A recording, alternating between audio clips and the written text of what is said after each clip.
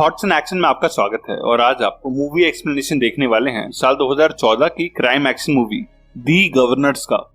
तो ये कहानी शुरू होती है साल 2014 के साउथ लंदन से, जहां हम एडम शैंको नाम के एक गैंगस्टर को देखते हैं। एडम साउथ लंदन के अपार्टमेंट्स में अपना एक गैंग रन करता है और पहले ही सीन में हम देखते हैं कि वो और उसका गैंग एक लड़की को असॉल्ट करते हैं क्योंकि उसने उनके गैंग के बारे में पुलिस से कुछ बात की थी। और एडम उस लड़की के मुंह पे ब्लेड से निशान बना देता है और सबको वार्न करता है कि अगर दोबारा किसी ने पुलिस से बात की तो वो उनके चेहरे को भी ब्लेड से काट देगा। जिसके बाद एडम अपने साथियों के साथ कैजुअली वॉक करते हुए वहां से चला जाता है, जिससे हमें पता चलता है कि एडम और उसके गैंग थे वहां के लोग काफी परेशान हैं। उनके जाने के बाद दो पुलिस वाले उस एरिया में आते हैं और उस लड़की से एडम के खिलाफ कंप्लेंट फाइल करने को बोलते हैं, जिसको एडम ने फेस पे ब्लेड से मारा था। पर उस लड़की की फैमिली कहती है कि सब ठीक है और वो एडम या उसके गैंग के खिलाफ कोई भी पुलिस कंप्लेंट फाइल करना नहीं चाहते। पुलिस भी एडम के गैंग से तंग आ चुकी होती है क्योंकि उन्हें पता होता है कि वो लोग क्राइम कमिट करते हैं, पर उन्हें कभी एडम और उसके गैंग के खिलाफ कोई एविडेंस या विटनेस नहीं मिला होता। और पुलिस वाले एडम और उसके गैंग को वार्निंग देते हैं पर उनपे उसका कोई असर नहीं होता। उन दोनों में से एक पुलिस वाला एडम से कहता है कि तू कोई गुंडा नहीं बल्कि एक बुज़दिल है जो अपने गैंग और ब्लेड के दम पे अपने से कमजोर लोगों को डराता है, इसलिए तू बस लड़कियों पे ही अटैक करने के लायक है। वो पुलिस वाला एडम से कहता है कि तुझे इस बात का शुक्र मनाना चाहिए कि यहाँ आज वो गैंग नहीं है जो साउथ लंदन में रूल करता था, वरना वो तुझे और तेरी इस बच्चों की फौज को अब तक जमीन में दफना चुके होते। और उनके रिटायर होने के 15 साल बाद भी यहाँ के लोग और हम पुलिस वाले उनकी बेहद रिस्पेक्ट करते हैं क्योंकि उन्होंने कभी किसी हेल्पलेस पे हाथ नहीं उठाया। पुलिस वाले की ये बात एडम को हर्ट हो जाती है और वो घर जाके उस गैंग की पुरानी वीडियोस देखता है जिन्हें सब गवर्नर्स कहा करते थे। और वो लोग टेरेस पे हैंड टू हैंड फाइट्स और फुटबॉल मैच के दौरान अपनी फेवरेट टीम के लिए दंगा करने के लिए जाने जाते थे, जिनके गैंग के ऊपर कई डॉक्यूमेंट्रीज भी बनाई गई थी और कुछ बुक्स भी लिखी गई थी। और इस गैंग का लीडर मिच नाम का एक लड़का था। नेक्स्ट सीन में हम मिच और उसकी वाइफ को देखते हैं और मिच का बेटा भी उस पे लिखी वायलेंस ऑन द टेरेसेस नाम की एक बुक पढ़ रहा होता है। और मिच को देखते ही उसका बेटा वो बुक छुपा के सोने की एक्टिंग करने लगता है। मिच को अपना गैंग छोड़े हुए अब 20 साल हो चुके हैं और वो अपनी बीवी और बेटे के साथ लंदन के नॉर्थ में रहता है। और अब वो वायलेंस की लाइफ छोड़ के एक इन्वेस्टमेंट बैंक में काम करता है जहाँ कोई भी उसके पास के बारे में नहीं जानता। मिच और उसकी वाइफ को अपने बेटे के स्कूल से उसकी कई कंप्लेंट्स आ रही होती हैं, इसलिए वो एक दिन उसके स्कूल चला जाता है और स्कूल के बाहर जाके वो देखता है कि उसका बेटा अपने दो फ्रेंड्स के साथ अपने से एक छोटे बच्चे को बुली कर रहा है और उसकी बुक्स फेंक के उसे जबरदस्ती जंप करने को कह रहा है। मिच को ये देख के अपने बेटे पे बेहद गुस्सा आता है और उसे लगता है कि क्योंकि उसने अपने पास में इतनी वायलेंस करी थी इसीलिए शायद उसका बेटा भी ऐसे वायलेंस के सिम्टम्स शो कर रहा है। नेक्स्ट सीन में हम एडम को देखते हैं जो एक स्टोर ओनर से बिना पे करे ही कुछ सामान ले जाता है। और हम देखते हैं कि एडम के घर पे उसका एक छोटा भाई भी है जिसकी वो बेहद केयर करता है और उसके सामने एडम ने अपनी एक बेहद शरीफ इंसान की इमेज बनाई हुई है। अपने घर पे डिनर करते वक्त मिच अपने बेटे को वैसे ही जंप करने को बोलता है जैसे वो आज एक बच्चे से करवा रहा था। और अपने बेटे को इंसल्ट करने के बाद मिच उसे अपने से छोटे बच्चों को बुली करने के लिए गुस्सा करता है और आज के बाद अपना ये बिहेवियर रिपीट ना करने के लिए स्ट्रिक्टली वार्न भी करता है। उधर एडम के सर पे गवर्नर से मिलके उन्हें नीचा दिखाने की जिद चढ़ जाती है, इसीलिए वो अपने कुछ साथियों के साथ एक बार में जाता है जो गवर्नर्स का एक पुराना मीटिंग प्लेस हुआ करता था। वहां जाके एडम उस बार के ओनर नील से बदतमीजी करने लगता है जो गवर्नर्स का एक पुराना मेंबर हुआ करता था। नील उसे बच्चा समझ के इग्नोर करने की काफी कोशिश करता है, पर एडम कहता है कि उसे गवर्नर्स नाम के गैंग के लीडर मिच से मिलना है। और उसके ड्रामे को बढ़ता देख के वहां बैठा मिकी नाम का एक बूढ़ा आदमी एडम को बार से बाहर जाने को बोलता है और कहता है कि गवर्नर्स गैंग अब एग्जिस्ट नहीं करता। पर एडम अब नील को छोड़ के मिकी से उलझ जाता है और कहता है कि मैं गवर्नर गैंग के लीडर से मिले बिना यहाँ से नहीं जाने वाला। एडम अब मिकी को भी इंसल्ट करने लगता है और उसकी बदतमीजी बढ़ता देख के मिकी उसे एक जोरदार पंच मारता है जिससे एडम चक्कर खा के जमीन पे गिरता है और उसके गैंग मेंबर्स उसे उठाते हैं और नील उन सब पे हंसने लगता है, जिसके बाद वो सब उस बार से बाहर चले जाते हैं। मिकी कोई आम आदमी नहीं बल्कि वो एक रिटायर्ड बॉक्सर होता है जिसने अपनी जवानी के दिनों में मिच और नील समेत गवर्नर्स गैंग के कई लड़कों को बॉक्सिंग सिखाई होती है। और 2 दिनों के बाद नील मिकी को बताता है कि उस लड़की को बार में पंच मारने वाली वीडियो सोशल मीडिया पे वायरल हो गई है, जिसके कमेंट्स में सब उसकी तारीफ कर रहे हैं, पर मिकी को इंटरनेट में कोई इंटरेस्ट नहीं होता। मिच भी अपने ऑफिस में मिकी की वो वीडियो देख के बेहद खुश होता है और वो अपने पुराने दिनों के फ्लैशबैक्स याद करता है जब मिकी ने उन्हें बॉक्सिंग करनी सिखाई थी। उधर जब एडम अपने भाई को नए शूज दिलवाने जाता है तो उस स्टोर के सेल्स क्लर्क लड़के भी वो वीडियो देख के एडम को पहचान जाते हैं और एक बूढ़े से मार खाने के लिए उस पे हंसते हैं। और एडम अपने भाई से कुछ दूर जाके उन लड़कों को धमकाता है और उसे लगने लगता है कि अब शायद लोग उससे डरना बंद कर देंगे।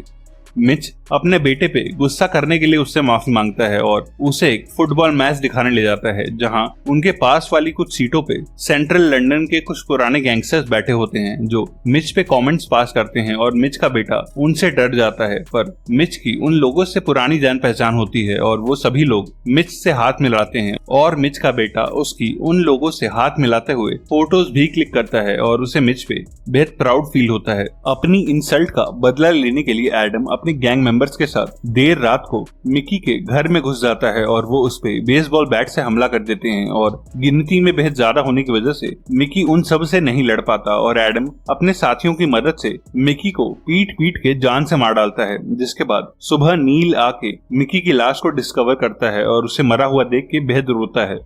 मिच के घर पे भी मिकी के मर्डर की न्यूज पहुंच जाती है और मिच इस खबर से बेहद डिस्टर्ब होता है और ड्रिंक करके अपने ही घर की किचन को पंचेस मार के तोड़ देता है क्योंकि वो मिकी की बेहद रिस्पेक्ट किया करता था। और उसी टाइम मिच डिसाइड करता है कि जिसने भी मिकी का मर्डर किया है वो उसे ढूंढ के खत्म कर देगा। नील अपने बार में ही मिकी के लिए एक फ्यूनरल सर्विस रखता है और उसके खत्म होने के बाद जब वो घर जाता है तब मिच वहां बैठा होता है और उससे कहता है कि मुझे उस शख्स का नाम चाहिए जिसने मिकी को मारा है। नील उसे 20 सालों बाद देख के बेहद खुश होता है और बताता है कि एडम शैंको नाम का एक लड़का कुछ दिनों पहले तुझे ढूंढता हुआ यहाँ आया था और उससे मिकी ने पंच मार के भगा दिया था, जिस पंच की वीडियो वायरल होने के बाद शायद उसी ने ही अपने गैंग के साथ मिलकर मिकी को मारा है। मिच कहता है कि मैं उस लड़के और उसके गैंग की वो हालत करूंगा कि इसके बाद वो कभी गुंडागर्दी नहीं करेंगे। और नील उससे इस काम के लिए गवर्नर्स गैंग के कुछ पुराने मेंबर्स को भी इनवाइट करने को कहता है, जिसके बाद वो और नील जाके अपने कुछ पुराने साथियों से मिलते हैं।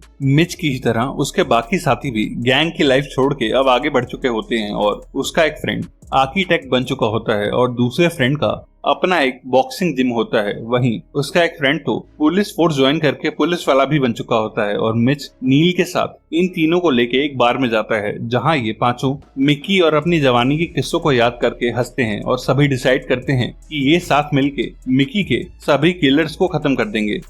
अगले दिन नील इन्हें साउथ लंदन ले जाता है जहां एडम रहता है और एडम का घर देखते ही मिच अपने चारों साथियों को वहां जाने से रोकता है और कहता है कि पहले मैं अकेला जाके उससे एक बार मिलना चाहता हूं, जो बात उसके फ्रेंड्स को समझ नहीं आती। और वो मिच को याद दिलाते हैं कि गवर्नर्स गैंग अब खत्म हो चुका है और अब तू हमारा लीडर नहीं है, जो हम सब तेरी बात मानेंगे। पर मिच के काफी रिक्वेस्ट करने पर वो लोग मान जाते हैं और मिच अकेला ही एडम के घर की तरफ बढ़ने लगता है। मिच ने अपने बाकी साथियों को इसलिए रोका होता है क्योंकि ये घर उसकी एक्स गर्लफ्रेंड स्टेफनी का होता है, जो 20 साल पहले प्रेग्नेंट थी, जिसके कुछ दिनों बाद मिच ने उससे ब्रेकअप कर लिया था। और अब मिच श्योर होता है कि एडम उसी का बेटा है और शायद इसीलिए वो इतना वॉयलेंट है। एडम के घर के बाहर उसके कुछ गैंग मेंबर्स मिच को तलाशी के लिए रोकते हैं और मिच उन्हें बुरी तरह पीट के उनमें से एक की गन छीन लेता है और उस गन के साथ वो एडम के घर के अंदर घुस जाता है। एडम जो अपने ब्लेड से मिच की गन का मुकाबला नहीं कर सकता वहीं बैठ जाता है और मिच उससे पूछता है कि उसने मिकी को क्यों मारा और वो क्यों गवर्नर्स को इतना हेट करता है। एडम कहता है कि मेरा अपना तुझसे भी बड़ा गैंग है, पर मुझे वो रिस्पेक्ट नहीं मिलती जो लोग आज भी तुझे देते हैं और तुझे पब्लिकली हरा के मैं तेरी ये सारी इमेज खराब कर सकता हूँ। जो सुन के मिच अपनी गन एडम को दे देता है और उसे बता देता है कि उसका स्टेफनी के साथ अफेयर था, जिसके ठीक बाद एडम पैदा हुआ था, जिसका मतलब वो उसी का बेटा है। और अपनी माँ और उसका अफेयर के बारे में सुन के एडम और गुस्से में आ जाता है और मिच को गन पॉइंट पे ले लेता है। पर तभी पीछे के रूम से उसका स्टेप ब्रदर आ जाता है और एडम गन छुपा लेता है और अपने भाई को पोलाइटली अपने रूम में जाने को बोलता है।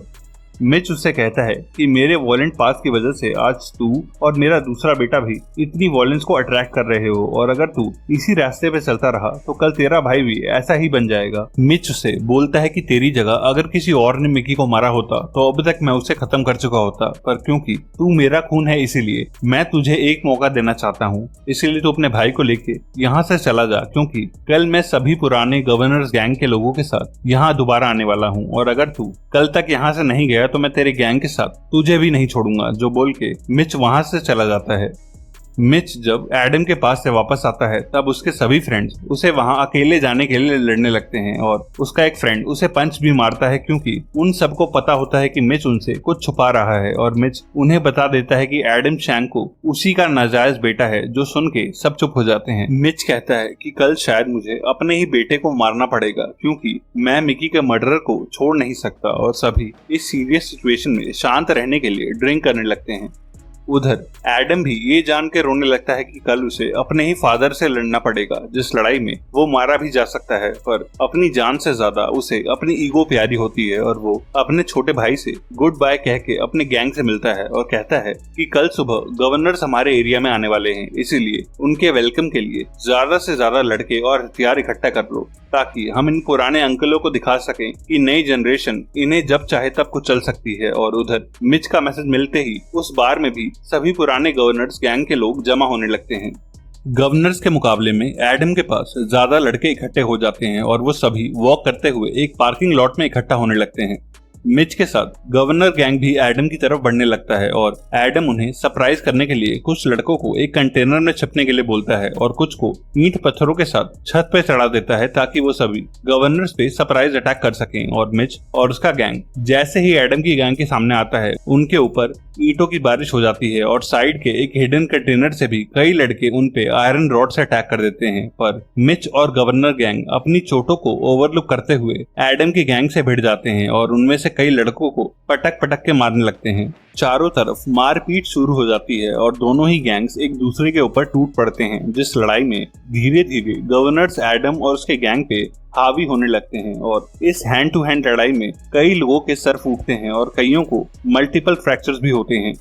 ऐसे ही लड़ते हुए एडम और मिच एक दूसरे के सामने आ जाते हैं, और मिच एडम पे पहला पंच मारता है, और एडम दूर जाके गिरता है और समझ जाता है कि फिजिकल पावर में वो मिच का मुकाबला नहीं कर पाएगा, इसलिए वो मिच को पेट में गोली मार देता है। और तभी उस एरिया के वो दोनों पुलिस वाले सायरन्स बजाते हुए बिना किसी बैकअप के ही वहां पहुंच जाते हैं, और गोलियों की आवाज और सायरन सुनते ही सभी गैंग मेंबर्स उस जगह से भागने लगते हैं। गोली लगने से मिच जमीन पे गिर जाता है, और एडम गन के साथ वहीं खड़ा रहता है, जिसे वो पुलिस वाले अरेस्ट कर लेते हैं। पुलिस वाले रेडियो पे एम्बुलेंस बुलाते हैं, पर एम्बुलेंस के वहां आने से पहले ही मिच दम तोड़ देता है, और यूनिफॉर्म्ड पुलिस ऑफिसर्स मिच के घर जाके उसकी वाइफ को उसकी डेथ के बारे में इन्फॉर्म करते हैं। इन दी एंड हम एडम को मिच के मर्डर के लिए जेल में सजा काटते हुए देखते हैं, पर एडम की जिद की वजह से ये वॉयलेंस और दुश्मनी एक जनरेशन में और पास ऑन हो गई होती है, क्योंकि हम देखते हैं कि मिच का बेटा दूर से एडम के भाई को बास्केटबॉल खेलता हुआ देख रहा होता है, जो अब अपने फादर की मौत का बदला एडम के छोटे भाई से पूरा करेगा। एक और ऐसी ही गैंग और क्राइम रिलेटेड मूवी के लिए लेफ्ट या राइट वाली वीडियो पे क्लिक करना। तब तक के लिए stay safe and keep watching thoughts in action.